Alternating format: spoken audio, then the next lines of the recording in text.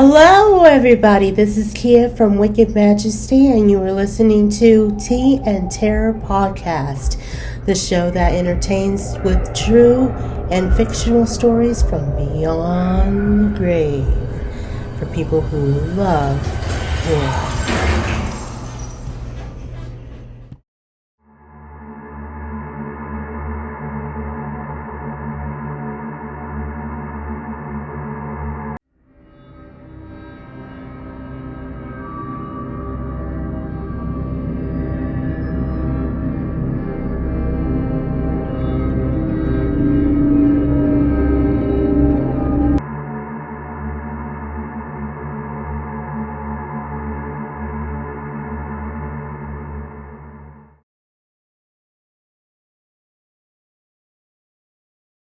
Good evening, everyone. Welcome to another night of terror and classic macabre on Tea and Terror Thursdays. I am your host, Keya Reed. If you are new here, welcome to the Wicked Majesty channel. I post horror stories, gothic tales, and creepypastas that would get your blood rushing and nightmares beyond your imagination. If you are a returning subscriber, thank you very much for watching my videos and subscribing. You definitely help my channel flourish, and I greatly appreciate it. Tonight, I will be reading part 3 of The Monkey's Paw by William Wymar Jacobs. I hope you enjoyed tonight's narration. If you make it through the entire episode and you like what you heard tonight and you're listening to the podcast on Spotify, iHeartRadio, Apple Podcast, or SoundCloud, then please share the Tea and Terror podcast with others and add it to your playlist. If you are listening from my Wicked Majesty YouTube channel, please hit that like button and subscribe to my channel. Thank you all so much. Now on with the story.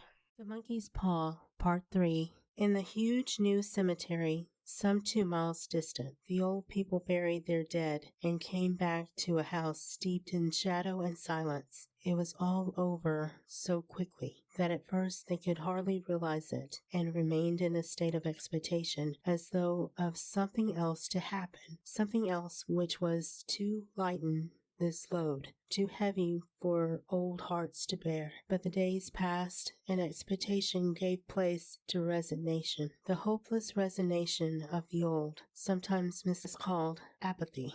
Sometimes they hardly exchanged a word, for now they had nothing to talk about, and their days were long to weariness. It was about a week after that the old man, waking suddenly in the night, stretched out his hand and found himself alone. The room was in darkness, and the sound of subdued weeping came from the window. He raised himself in bed and listened. "Come back," he said tenderly. "You will be cold."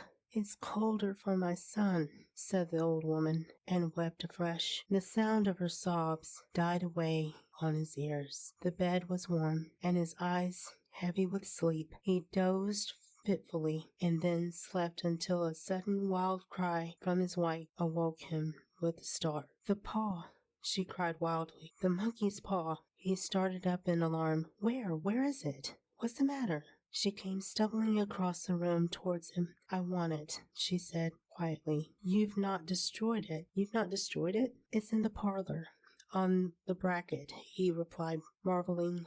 "Why?" she cried, and laughed together, and bending over, kissed his cheek. "I only just thought of it," she said hysterically. "Why didn't I think of it before? Why didn't you think of it?" "Think of what?" he questioned. "The other 2 wishes," she replied rapidly. "We've only had one." "Was not that enough?" he demanded fiercely. "No," she cried triumphantly. "We'll have one more. Go down and get it quickly, and wish our boy alive again." The man sat up in bed and flung the bedclothes from his waking limbs. "Good God, you are mad!" he cried, aghast. "Get it," she panted. "Get it quickly, and wish. Oh, my boy, my boy." Her husband struck a match and lit the candle. "Get back to bed," he said unsteadily. "You don't know what you're saying." "We had the first wish granted," said the old woman feverishly. "Why not second?" "A coincidence," stammered the old man. "Go ahead and get it and wish," cried his wife, quivering with its. "Go ahead and get it and wish," cried his wife, quivering with excitement.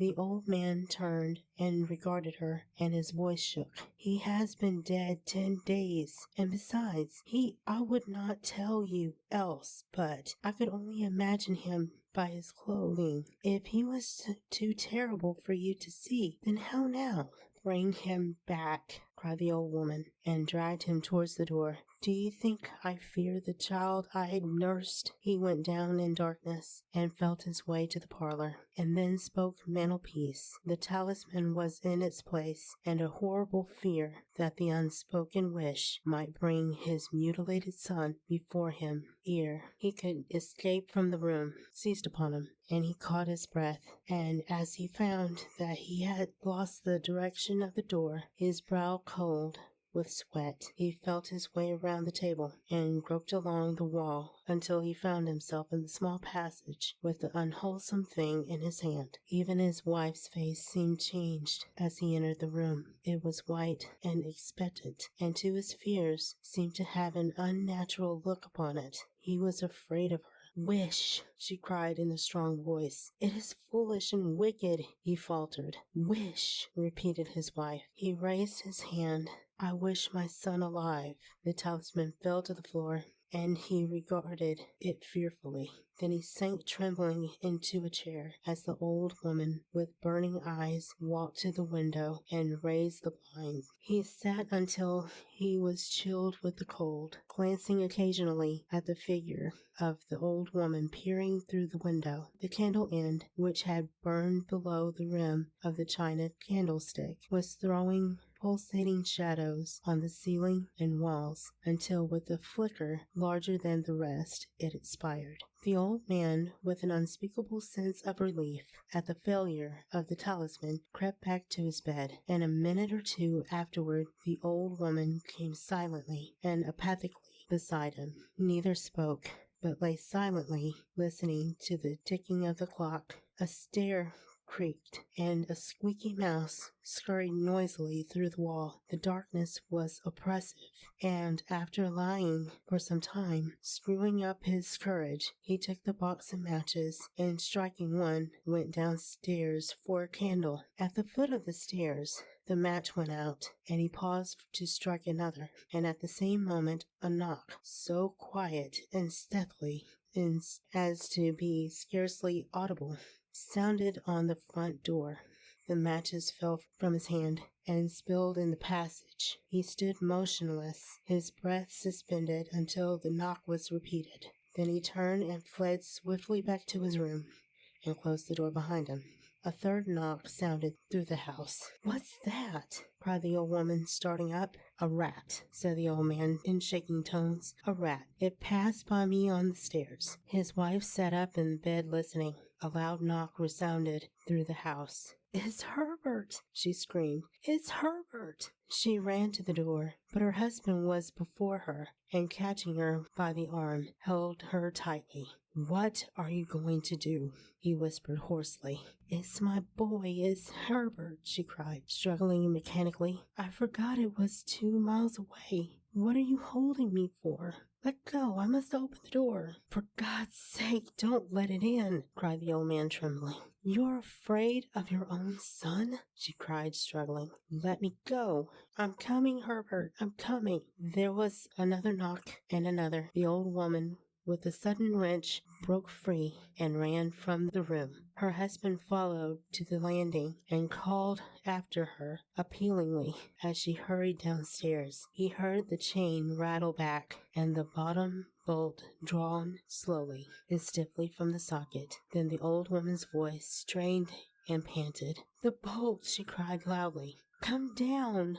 I can't reach." But her husband was on his hands and knees, groping wildly on the floor in search of the paw.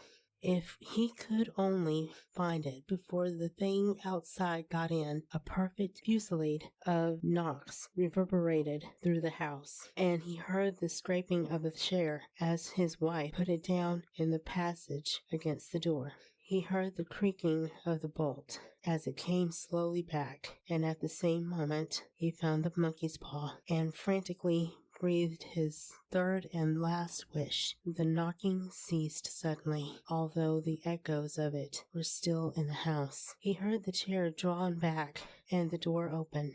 A cold wind rushed upon the staircase, and a long, loud wail of disappointment and misery from his wife gave him courage to run down to her side and then to the gate beyond. The street lamp flickering opposite shone on a quiet and deserted road.